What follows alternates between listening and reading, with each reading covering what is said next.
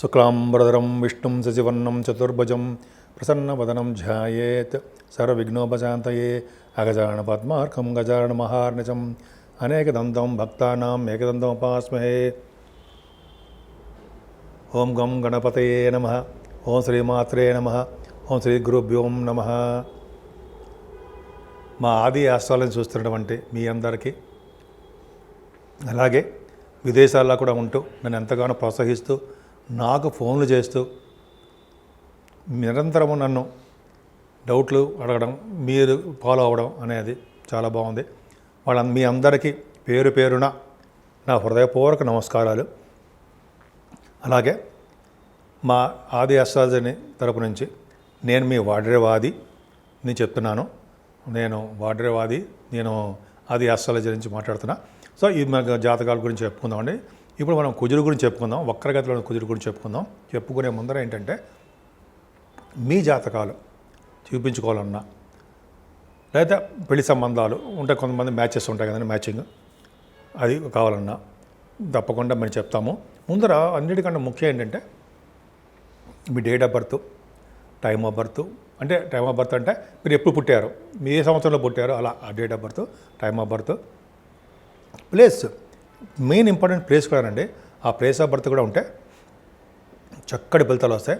మీరు ఉద్యోగం కానీ, లేకపోతే వివాహం అవ్వాలన్నా, లేకపోతే ఎప్పుడు ఉద్యోగం వస్తుందని కానీ, ఎప్పుడు వివాహం అవుతుంది, అదే శుభకార్యాలు ఎప్పుడు చేస్తాము, మా ఆదేశాల తరపున నేనే చెప్తూ ఉంటానండి ఎక్కువగాను. ముఖ్యంగా మీరు ఫోన్ చేసినప్పుడు నేను ఫోన్ ఎంగేజ్లో ఉన్నా, నేను షూటింగ్స్లో ఉన్నప్పుడు కొద్దిగా ఫోన్ ఆఫ్ చేస్తూ ఉంటాను. వాటిలో ఉన్నా మీరు ఏమనుకోవద్దు.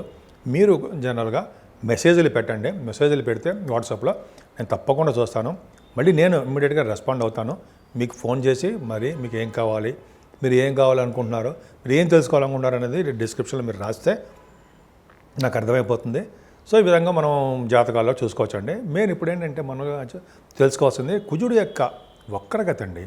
వక్రగతిలో ఉన్న కుజుడికి బలవంతుడు అవుతాడు. అసలు ఏంటి, ఎలా ఉంటుంది అంటే, మనకి డిసెంబర్ 7వ తారీఖు 2024 ఈ సంవత్సరం నుంచి వచ్చే సంవత్సరం వచ్చే సంవత్సరం 20వ తారీఖు జనవరి 2025 ఈ 45 రోజులు ఉంటాడండి. ఈ 45 రోజులు కూడా కర్కాటక రాశిలో కుజుడు వక్రగతిలో ఉంటున్నాడు. వక్రగతిలో ఉన్నాడంటే ఇంతకుముందు నీచ స్థితిలో ఉన్నాడు, ఇప్పుడు వక్రగతిలో విపరీతమైన బలవంతుడుగా ఉంటాడు. కొన్ని రాశుల వాళ్ళకి దోషాలు ఆపాదిస్తాడు, కొన్ని రాశుల వాళ్ళకి విశేషమైన యోగాలు కూడా కలిగిస్తూ ఉంటాడు.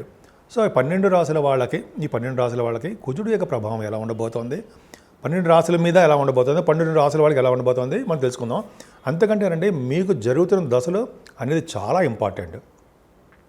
ఆ దశల ప్రకారమే మెయిన్ జరుగుతుంది.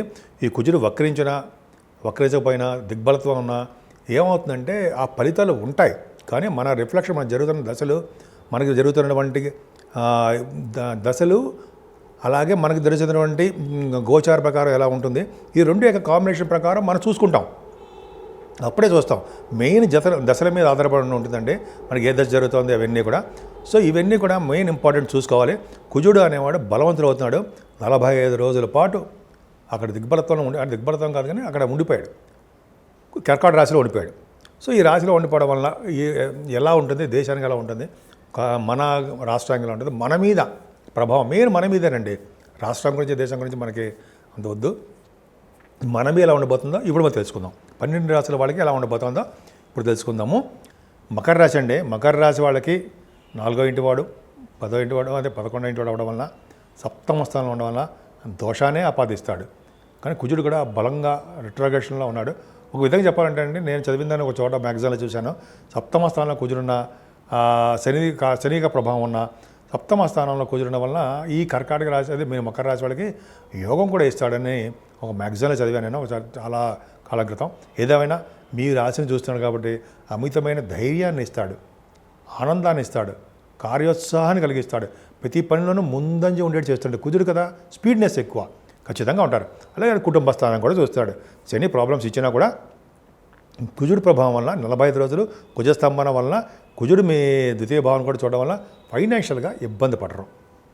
అలాగే మీకు రావాల్సిన ధనము సకాలంలో వస్తుంది. కాకపోతే కుటుంబంలో చిన్న చిన్న మనస్పర్ధలు ఇవన్నీ వస్తాయి, అవన్నీ పక్క పెడతాం. ఏదైనా ధనం విషయంలో ఇబ్బంది పడరు. ఆయన 4th భావాధిపతి కూడా అయ్యాడు, సప్తమంలో ఉన్నాడు. ఎవరికైనా సరే 4వ ఇంటి వాడు దశమంలో ఉంటే వాళ్ళు ఉన్న ఊరి నుంచి దూరంగా ఉంటారు. అదే ఫారిన్ కంట్రీస్ వెళ్ళడానికి ఎక్కువ అవకాశాలు ఉంటాయి. 4వ ఇంటి వాడు 7వ ఇంట్లో మీ జాతకంలో కూడా చూసుకోండి. 4th భావాధిపతి సప్తమ స్థానంలో ఉంటే వాళ్ళు ఫారిన్ యోగం. విద్య రీత్యా ఫారిన్ వెళ్ళొచ్చేమో, విద్య రీత్యా వెళ్ళొచ్చు. వ్యాపార విద్య 4th భావం విద్య చూస్తాం కాబట్టి ఎడ్యుకేషన్ రీత్యా హైయర్ ఎడ్యుకేషన్ మీరు విదేశాలు వెళ్తారు, డౌట్ లేదు. అంతేకాదండి, మీరు చేస్తున్న బిజినెస్ ఉంటుంది సార్, బిజినెస్ కాకుండా మీరు వాహనాలు కొనుక్కుంటారు, గృహాలు కొనుక్కుంటారు, ల్యాండ్స్ కొనుక్కుంటారు. వాటిలో మీకు సక్సెస్ అవుతుంది. అంటే మీకు మీరు అనుకున్న ధరకు మాత్రమే మీకు రావడానికి ఉంటాయి. అంటే వాహనాలు అలాగే గృహాలు కొనుక్కుంటారు. అలాగే భూముల వలన సంపదలు పెరుగుతాయి. ముఖ్యంగా రైతులకు కూడా బాగా పంటలో నష్టం రాకుండా లాభాలు వస్తాయి. అది కూడా భూమే కదండి, ఖచ్చితంగా బాగుంటుంది. ముఖ్యంగా 4th భావం బాగుందంటే మంచి వస్త్రాలు కొనుక్కుంటారు. అలాగే కంఠధ్వని బ్రహ్మాండంగా ఉంటుంది.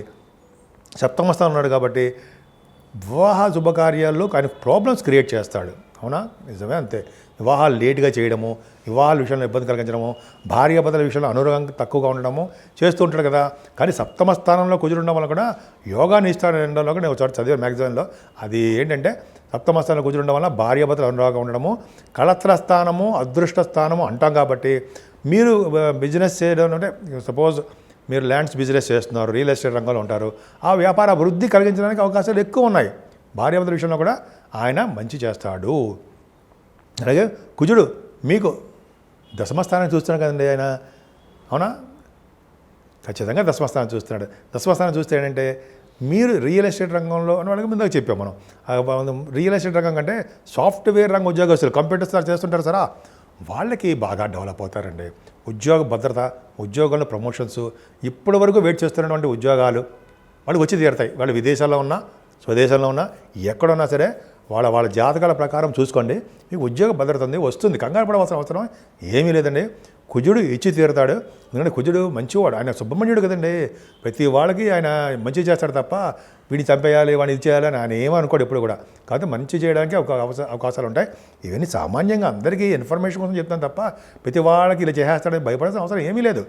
45 రోజుల పాటు ఉంటాడు కానీ దేశానికి, ఇండియాకి, విదేశాలకి ప్రాబ్లమ్స్ క్రియేట్ చేస్తూ ఉంటాడని కుజస్తంభనం వల్ల ఉంది. బలంగా ఉన్నాడు కదా, ఫైర్ యాక్సిడెంట్స్ అవి ఎక్కువ అవుతుంటాయి. అది పక్క పెడదాం మనం, మనకు అంత అదే కాదు, మన జాతకాలకు చెప్పుకుందాం. సో ఈ విధంగా కుజుడు బాగున్నాడు. మకర రాశి వాళ్ళకి ఏమాత్రం ఇబ్బంది పడకండి, కుజుడు మంచి చేయడానికి అవకాశాలు ఉన్నాయి. ఇంత ముందు కంటే అక్టోబర్ నుంచి డిసెంబర్ వరకు ఉన్న ప్రాబ్లమ్స్ కంటే ఇప్పటి నుంచి ఉన్న ప్రాబ్లమ్స్ ఏమి ఉండవు, తగ్గుముఖం పడతాయి, ఆనందంగా ఉంటారు. మీ రాశినే కుజుడు చూస్తాడు కాబట్టి స్పీడ్గా అగ్నితో ఫైరీగా ఉంటారు. కోపం కూడా అలాగే ఉంటుంది, మనశ్శాంతిగా ఉంటారు.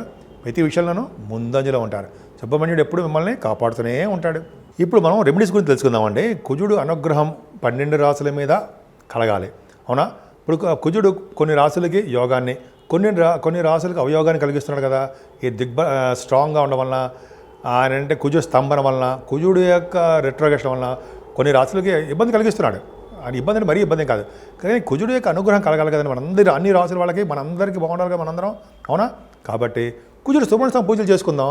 సుబ్రహ్మణ్య స్వామి కళ్యాణం చేయించుకున్నా, సుబ్రహ్మణ్య స్వామి అష్టోత్తరం చేసుకున్నా ఇంట్లోనే, లేదా పుట్టలో పాలు పోసిన, ఈ విధంగా సుబ్రహ్మణ్య స్వామి ఆరాధన ఈ 45 రోజులు బాగా చేసుకుంటే నిరంతరం సుబ్రహ్మణ్య స్వామి కొలవడం వల్ల ఏం చేయదండి మనకు తెలియదు. మనకు చిన్న మంత్రం చెప్పండి. అంటే ఓం మెలికిలిసా అండి, సం శరవణ భవాయ నమః, ఓం సం శరవణ భవాయ నమః, ఓం సం శరవణ భవాయ నమః అనే మంత్రాన్ని, బీజాక్షరం నేను 108 సార్లు రోజు జపించుకోవడం వలన 12 రాశుల వాళ్ళకి అద్భుతం ఫలితాలు ఉంటాయండి. ముఖ్యంగా సుబ్రహ్మణ్య స్వామి ఆరాధన ఎంతో పవర్ఫుల్. సుబ్రహ్మణ్య స్వామికి పాలతో అభిషేకము, తేనెతో అభిషేకము, ఇలా ఉన్నాయి కదండి, అన్ని అభిషేకాలు ఉన్నాయి కదా. పైగా ఆయన గంధంతో అభిషేకం చేస్తే పుణ్యఫలం ఉంటుంది అంటారు. అరగదీసిన గంధం ఉంటుందా, ఎవరైతే అరగదీసిన గంధాన్ని సుబ్రహ్మణ్య స్వామికి మొత్తం అంతా రాస్తారో వాళ్ళకి పుణ్యం అధికంగా ఉంటుంది. వీడు ఏ జన్మలో చేసుకున్న పుణ్యమో అంటుంటాం కదా, అది పుణ్యం అని ఇలాగ వస్తాయి. పుణ్యం చేసుకోవడం అంటే ఏంటి, గంధాన్ని సుబ్రహ్మణ్య స్వామికి రాయడమే. సుబ్రహ్మణ్య స్వామి అంటే మనకు విగ్రహం ఉంటుంది, అయితే మా ఇంట్లో పాము కూడా ఉంటుంది, 5 తల పాము, వెండిది, బంగారం, పూజ చేసుకున్న, పాల అభిషేకం చేసుకున్న అద్భుతమైన ఫలితాలు వస్తాయి. ఈ విధంగా సుబ్రహ్మణ్య స్వామికి పూజ చేసుకుంటే ఏ ఫలితాలు వస్తాయి, భార్యాభర్తల విషయంలో అనురాగం పెరుగుతుందండి, మనస్పర్ధలు ఉండవు, త్వరగా వివాహ శుభకార్యాలు జరిగిపోతాయి, వివాహాలకి ఆటంకం ఏర్పడదు. ముఖ్యంగా సంతానం విషయంలో ప్రాబ్లమ్స్ వస్తాయి. సార్ పుట్టట్లేదురా బాబు సంతానము, ఎట్లాగ అనుకుంటాం కదా చాలామందికి. కుజుడి ప్రభావం, సర్పదోషం ఉంటుంది కొంతమందికి.